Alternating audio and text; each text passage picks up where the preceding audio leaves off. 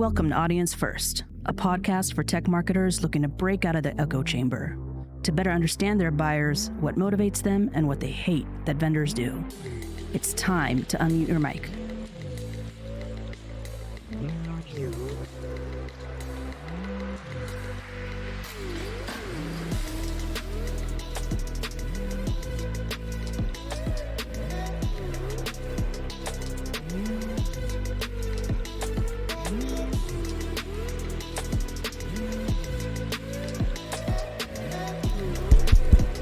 Are you ready?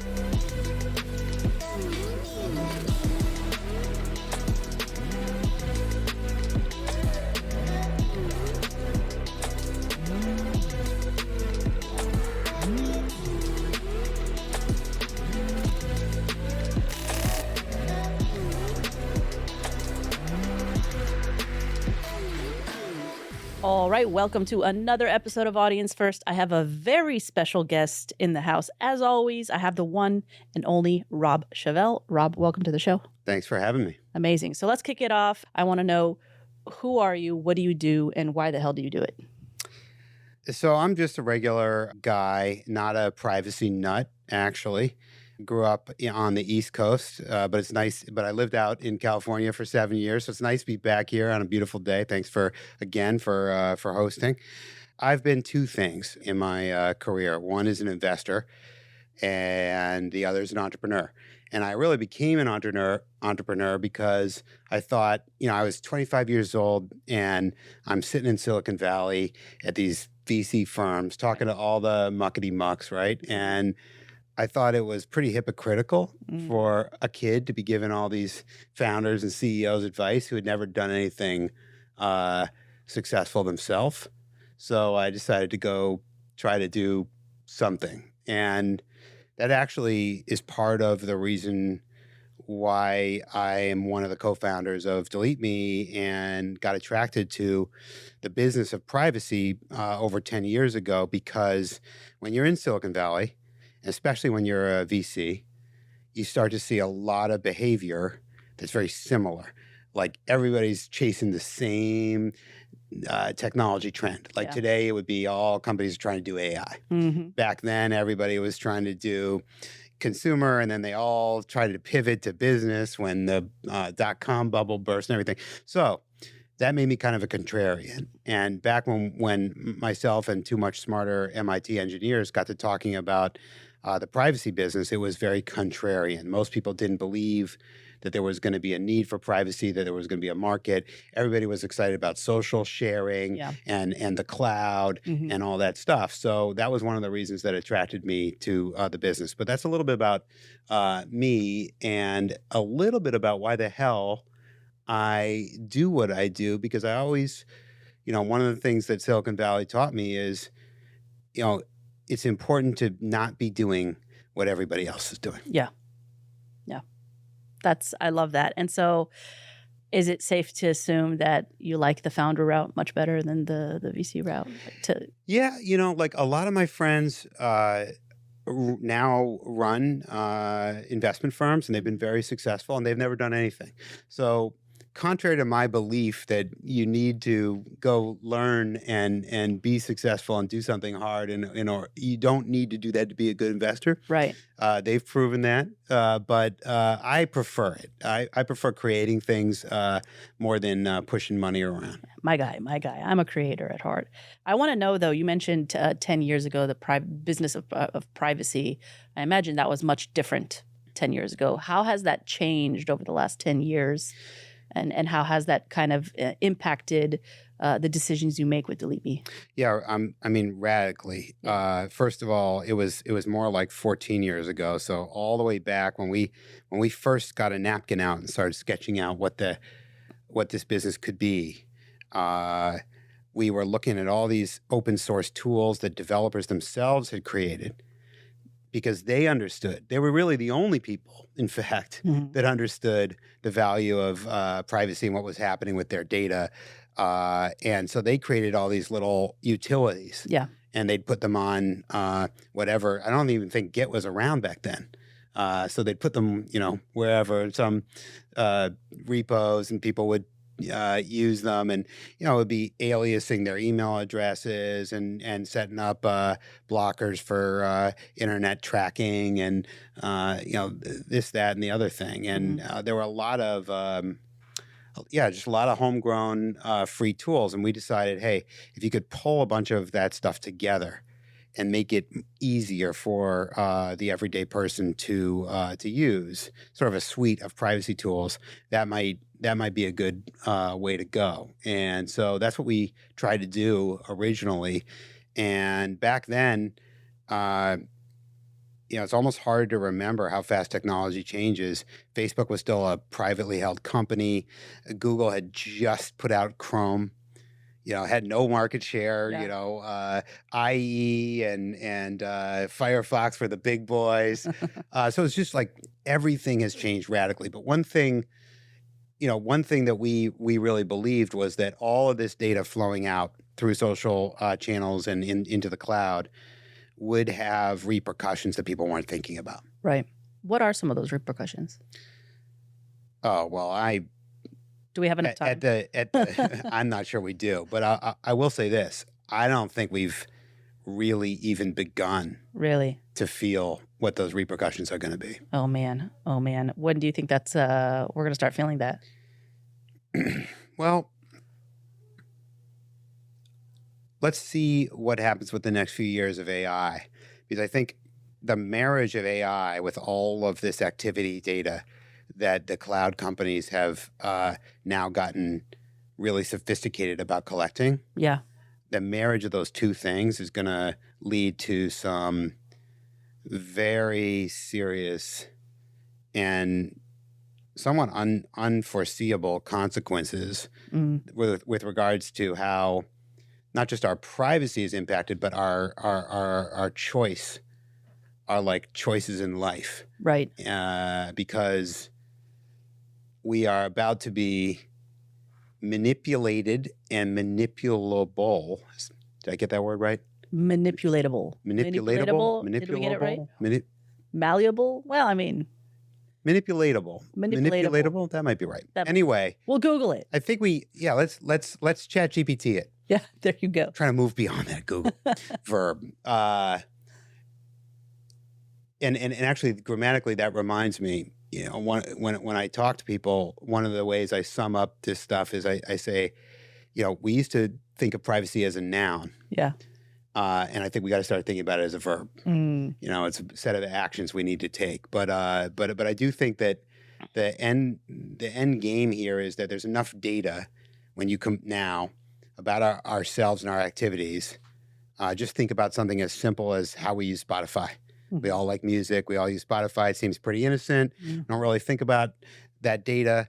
Every single play, every single fast forward, every single choice they put in front of us that we don't take, every single choice that we do interact with on Spotify, it is all now captured and it is linked to an identity that is then connected to other data from data brokers and other things about our identity that we don't even think about. And all this stuff is getting crunched in the databases in the back rooms. And then you add sort of the concept of LLMs and artificial intelligence being able to find and ascertain patterns within that data that even human analysts couldn't.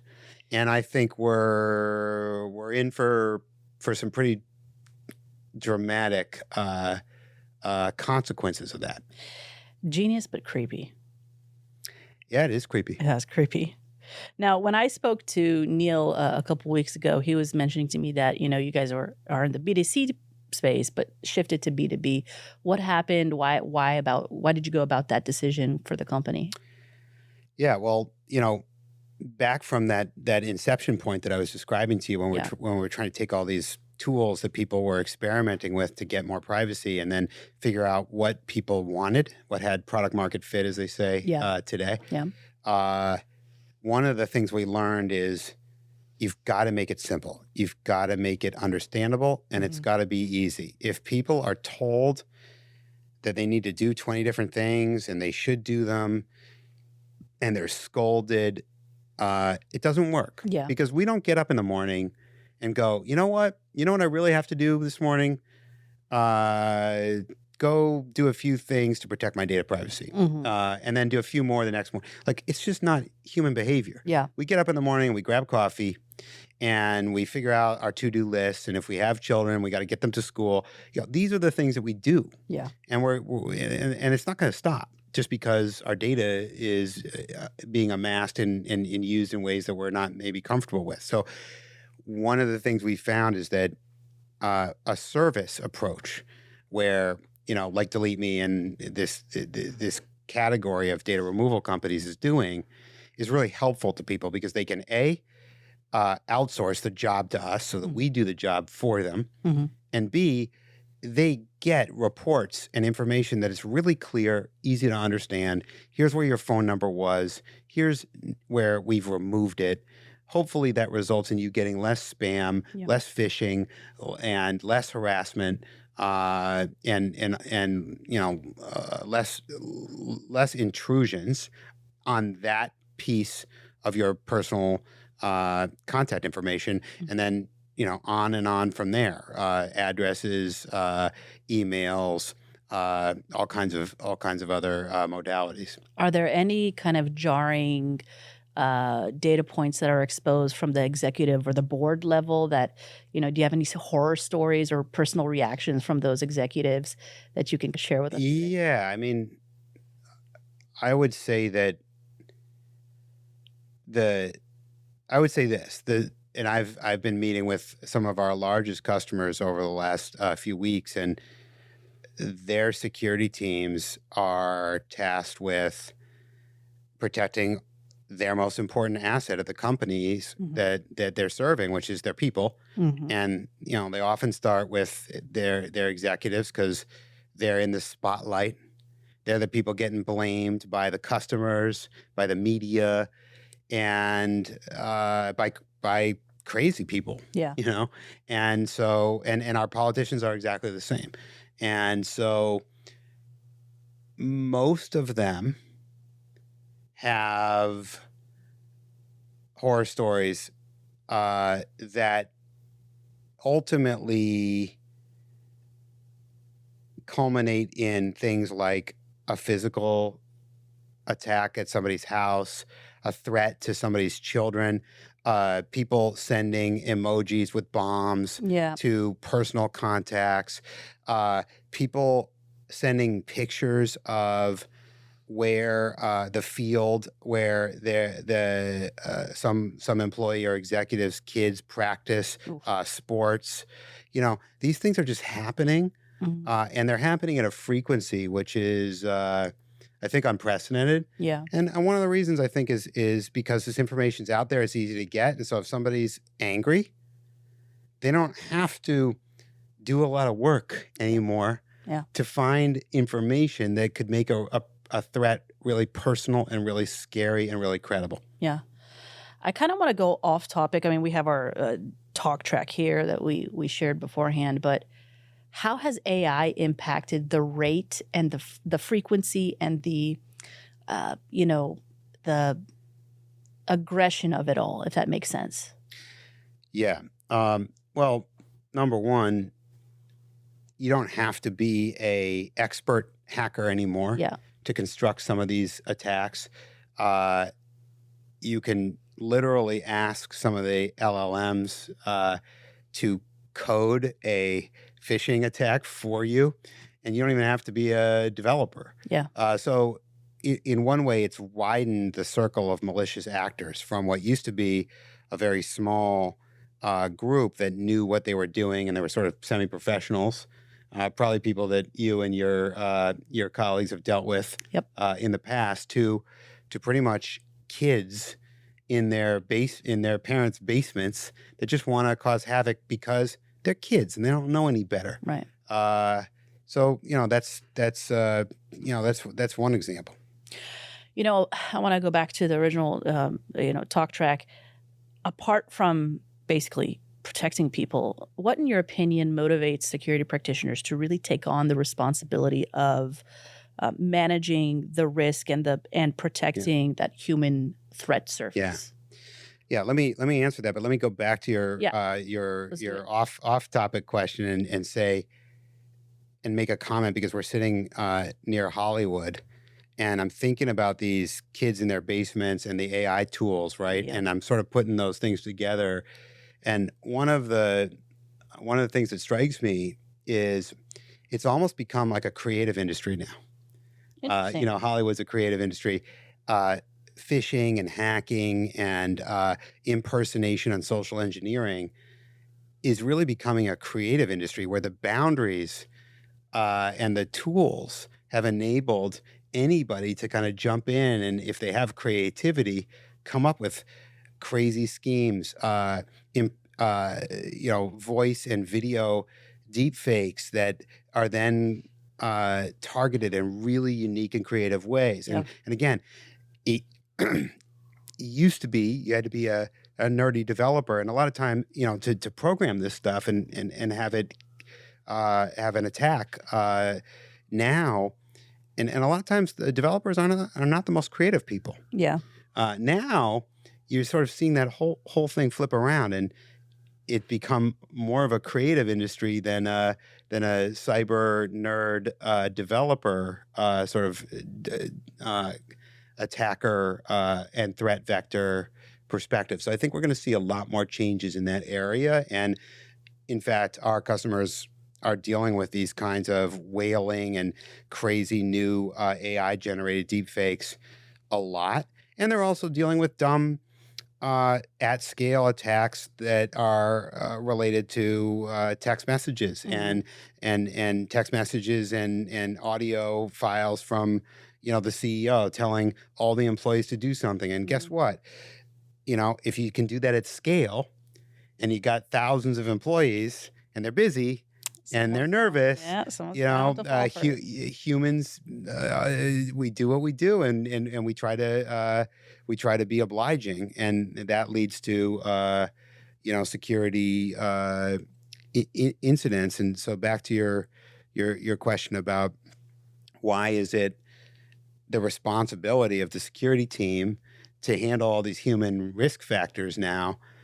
I think 10 years ago, if you'd asked a CISO, hey, is this stuff going on outside of your network your problem? She or he would have said, no, Mm-hmm. not my problem. I secure the network. I secure the assets on the network. Mm-hmm. I secure our endpoints. That's my job. Right. Now, the stuff outside the perimeter has actually, in part because they've done a good job securing the network, and in part because threats always move to the weakest points. Mm-hmm. Their whole world has been changed, and if they don't work to handle these, human risk and human kind of attacks, they're perceived as not doing their job. What do you think, based off of what you see with clients and just as a practitioner yourself, what do you think are some of the deepest challenges practitioners face when protecting the human threat surface? I think moving beyond security awareness training and demonstrating ROI would be some of the tough things, and finding the right vendors to work with that are not bullshitting them. And this Mhm. is always true for security because software and cyber vendors are always selling the hell out of everyone and oftentimes misrepresenting the efficacy of their solutions. Mhm. But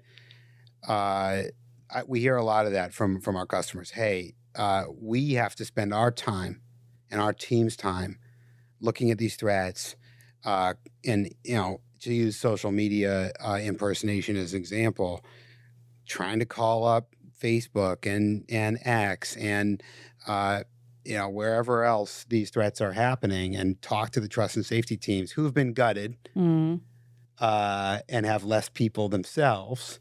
And so the whole thing has become a set of challenges that there is no simple solution for. And I think the industry really needs to grow up and sort of get more tooling and automation and standards around how they interact to remove threats, exchange threat information, and have better automation and trust, sort of certificate authority kind of trust around that. Yeah. So that it's not a bunch of people calling each other up and asking for favors, which is kind of the era that we're in when it comes to privacy and data removals, especially with big tech. Mm-hmm.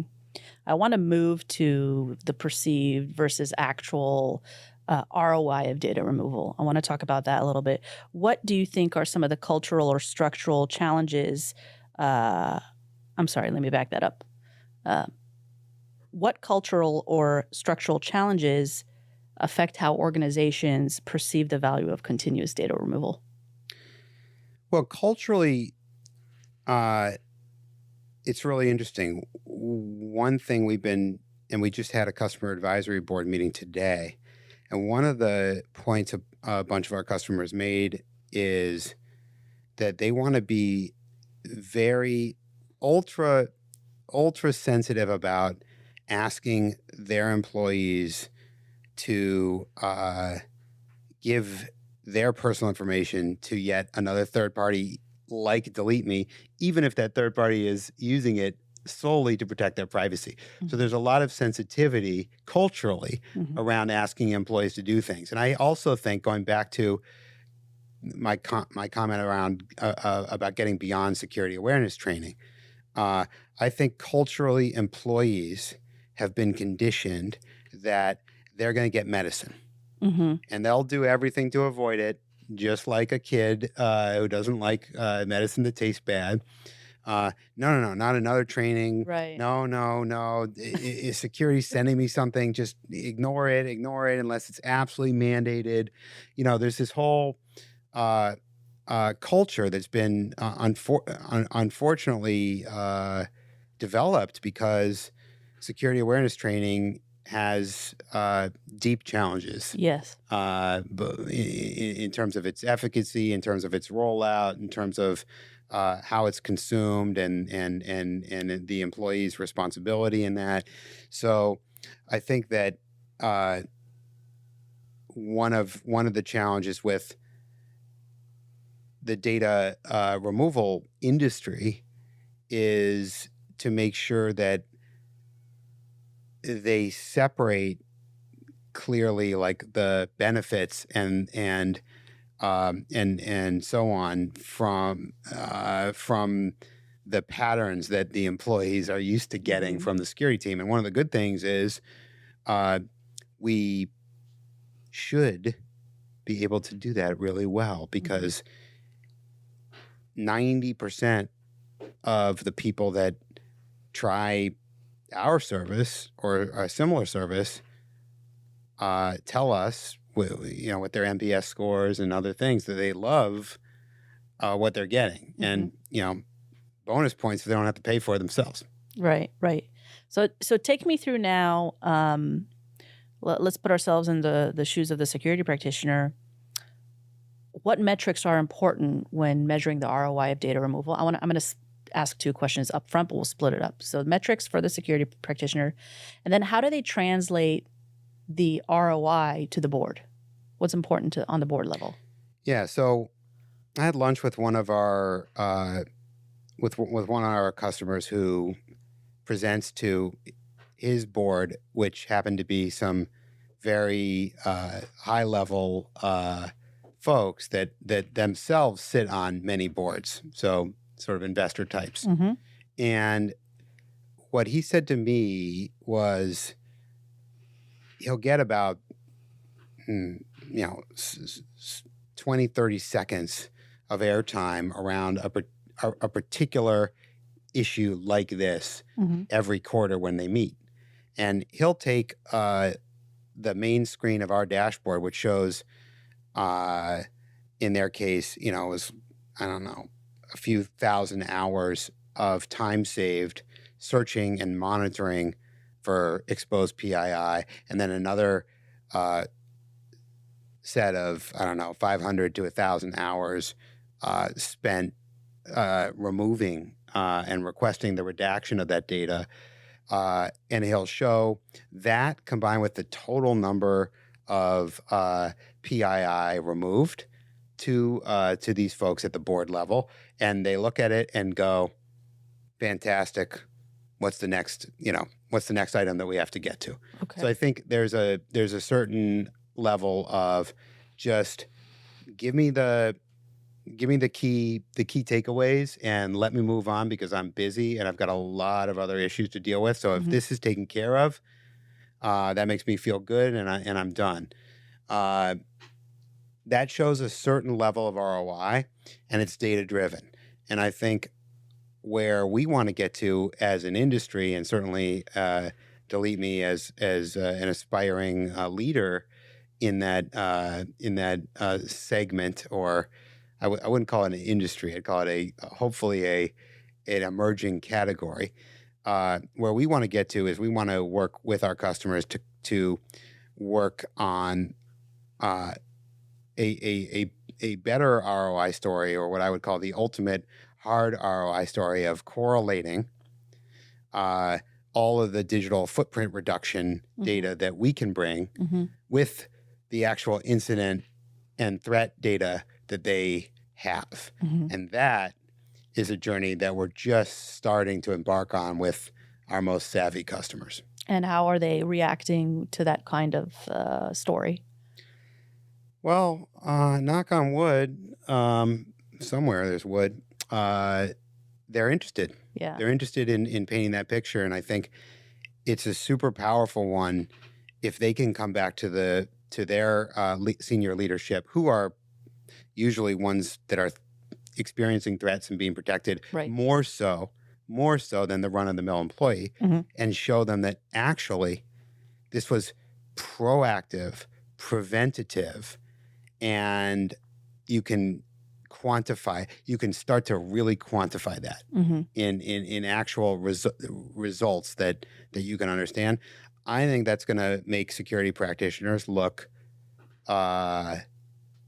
prescient, smart, and something that they don't often get credit for, which is stopping problems before they start. Right. I want to take a step outwards a little bit, kind of a 30K foot view.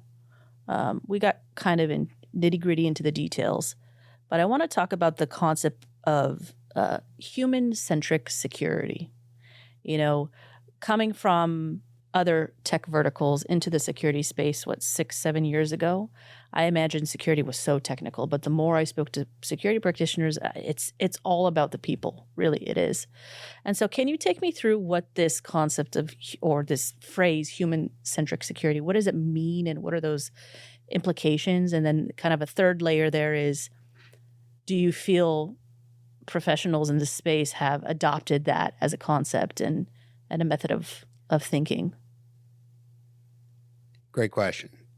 I think human-centric security, by the way we use semantics and everything, can mean a bunch of different things, and it should. But I think it's clear that it directionally it is intended to focus on the us as the weakest link. Yeah. And I think that is underscored by the fact that threat actors, whether they're nation states looking to get secrets out of an organization's most high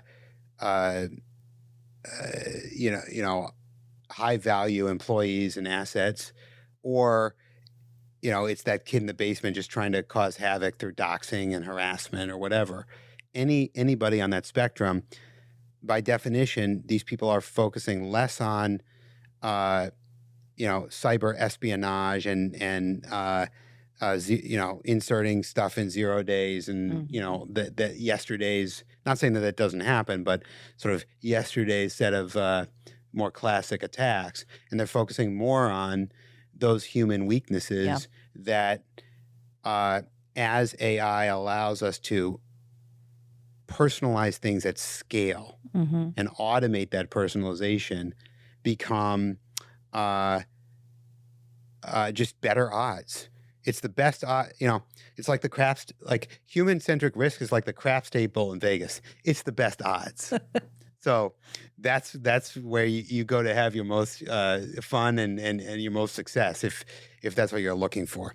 But as a category, I think the security practitioners and industry and analysts, I think we're still trying to figure out the right generally accepted names for this and where the overlaps are and aren't. Yeah. And I think it's the ball has yet to, roll into a hole and be decided there. I think there's still discourse to be had around what is this category, who's in it, who's not, where does it overlap with, things we've already categorized. Mm-hmm. And that's the way analysts and markets work. And we should, I think, strive to be as clear and simple as possible. And that's part of the ethos of DeleteMe and indeed why we didn't change our name to some threat, cyber intelligence, sounding solution, Mm-hmm. because we want to make sure to keep what we're, the privacy managed services and the privacy data removal and protection aspects of what we do. We want to keep it as simple and said in plain language as possible and get away from sort of this fancy naming and categorizing that often confuses both security practitioners, analysts, and everybody else. I mean, if you were at RSA just like I was, and you walk through these aisles and you scratch your head and go, is anybody doing anything different than anybody else? Because it's hard to understand. Rob, have you seen my buzzword bingo report? I haven't. I'm going to send it to you. You're going to have a Please. kick. It's amazing. We were going to do that again for RSA 2024. We have all the data. We just need to analyze it all. We did it in 2023. We did it in Black Hat. It was a blast. Awesome. I want, you spoke about DeleteMe, and, I want you to think about your clients and prospects who are currently in the pipeline. What do you think are some of the intrinsic or emotional factors that go into deciding to use DeleteMe as a service? I think that security practitioners are already dealing with these kinds of incidents, and they're increasing. So they're the ones ultimately. Of course, we're selling and we want to tell our story and we want to get in front of as many folks as possible and educate the market and answer questions and address concerns and all the things that a startup has to do when a category is starting to be defined. But the good news for us has been our partners, prospects, and customers already have been dealing with these problems. Yeah. There are and one thing that's happening, these human risk problems and these incidents of that range from all kinds of social engineering and cyber attacks to doxing and harassment and everything in between. And they're getting asked the question, oftentimes at the board level, well, what are you doing so that this doesn't happen again? And the services that they can buy that perform at scale, constant monitoring and removal and re-removal if necessary of this digital footprint that's exposed out there for anybody to take advantage of, is one answer. Yeah. It's not the answer, because there is no silver bullet to any of this stuff. None of these services work perfectly, not mine, not any other competitors, and they're not going to work perfectly in the future.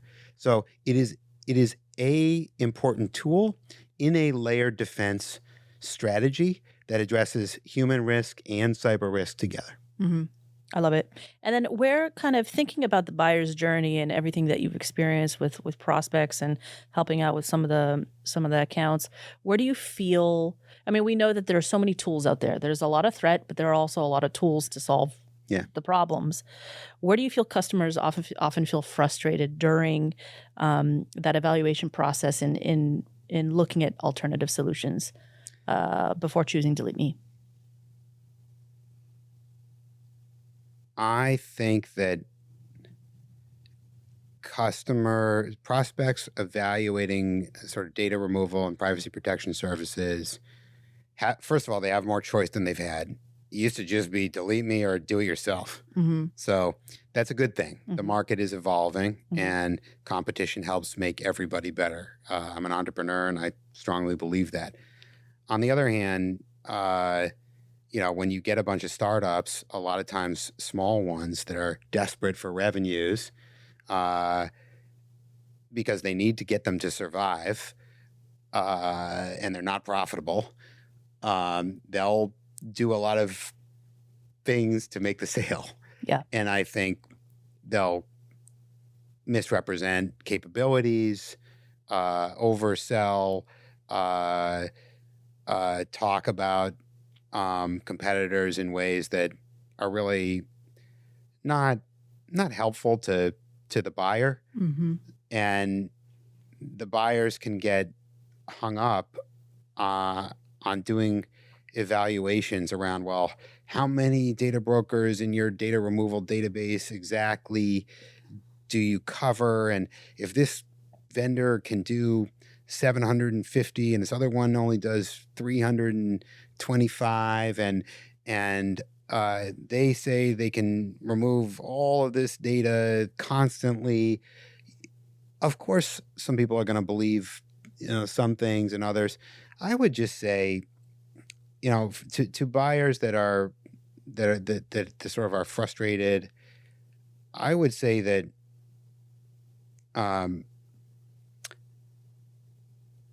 there's a common denominator, and you don't have to overthink the technicalities of these solutions today.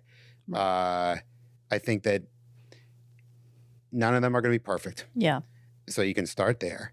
And then I think it's probably more important, and the services are maturing, and there's some differences between them. And some of those differences may be important. Do you cover international? How good a job do you do with custom situations, incident response, things like that? But by and large, the core, the beating heart of the monitoring and removal, I don't think it's going to be that different. Mm-hmm. And I've been in this industry a long time, between X or Y. So I think buyers don't need to get maybe as hung up as some of them do on trying to, make this exhaustive RFP style comparison. So I'm trying to save some security practitioners some time. Go with companies that you feel good about, vendors that you feel like are going to put you first and you have a good relationship with, and don't overthink it. Are there any other unmet needs that clients are mentioning? Oh yeah, I mean, our customers are pushing us to do all kinds of new stuff, which we have a whole research group, and we're investing a lot in broadening the scope of what we're doing and bringing real estate redaction and removals. Mm-hmm. We just had, last time I checked, we just had we all just voted. So voter registration, Yep. is a big source of public information, and one that's notoriously difficult because it's public records by default. Right. And license plate data is creeping into some of these aggregators and data brokers, which can be quite concerning, along with other vehicular identity information. So there's constantly, and then we're looking at all kinds of ways to opt out of different AI. Mm-hmm. So there's constantly things that we can innovate on to protect, and our customers expect that we're going to be ahead of the curve, helping them protect their people. And that's just one example. And of course, they want lots of other things too. Where is the data privacy space heading in the future, you think? Well, I think it's a mega trend. And by that, I mean, I think that data privacy overall is going to be one of the top issues of the next decade. And it will snowball in the importance and people and companies and security practitioners alike are going to realize that it's table stakes to be doing something around this. And I was just logging into one of our customers' buildings, and a lot of us are familiar with the access controls and the digital sign-in procedures that have come to be the norm nowadays. And this one in particular had a way to, as a guest, opt yourself out after your meeting and remove yourself. And I said to them, I think in 10 years, every developer shipping any kind of code complete feature is going to have to think about that end aspect where the customer can opt out or you can remove or redact information, not just it works and we have your data, so therefore it's done. Mm-hmm. Are there any anomalies right now that you're recognizing in the market or you think will occur in the future that you're taking advantage of right now for innovation to differentiate? Yeah. Well, first of all, there's been an incredible amount of regulation passed both in the U.S., in different states, as well as globally, that changed the game in terms of data rights for individual identities, and people. And so that gives us a lot of new ways that we can action on those rights. And, India just passed a law for its, billion plus people that's really innovative, Brazil, and many states here in the U.S. And in addition, particular groups are getting special rights. That's one area that we are developing expertise in, so that we can use all of the technology coupled with the law to drive change. And so that's one area. And international, as I said, with these different laws is very important to companies. Most U.S. Enterprises are doing business overseas. They have people going back and forth. They have people they need to protect in different geographies. Right. And then, of course, AI and deepfakes is another area of innovation that we're looking very hard at to make sure we're putting our customers in a information aware state, so they can proactively come back to their people and say, look, here's what we think are the problems that are going to be around the corner with AI generated deepfakes, and here's what we're doing to monitor for those and protect the privacy of you guys on those. So that's another area of innovation. Amazing. I love to hear it. And we're headed towards the end of the session. So I do want to ask, is there anything you want to impart on the audience today before we sign off? Well, I think these have been great questions. And it's fun to discuss this stuff. I'd go right back to the beginning. Why are we doing this? And, what is it all about? And I think it is about this manipulatability. Let's go check if that's a word. But with all this data out there about us, and it being now not just aggregated, but being able to be tied into all this identity data, the concern going forwards is unleashing AI on that and having us become, for lack of a better word, we all feel like we have free will every day, but over the next 10 years, maybe we'll start feeling a little bit less like that, and it won't just be about voter manipulation. Right. It'll be about the manipulation of everything we do every day in every group we're part of. Whew. Intense. And in fact, I did check with ChatGPT. Manipulatability is a word, so we are All good. right. Well, We're using it. We're not cutting it out. that part of my bingo, I guess I got right. I love it. Well, Rob, this has been an absolute pleasure. You're always welcome to the show. I'm going to have to head over to New York next time. Absolutely. Thanks for having me. This has been another episode of Audience First. Absolute pleasure. Thank you for joining us. We are out. Thanks for tuning in to this episode of Audience First. If you like what you've heard, feel free to follow or subscribe to Audience First on Apple, Spotify, or any of your favorite podcast streamers.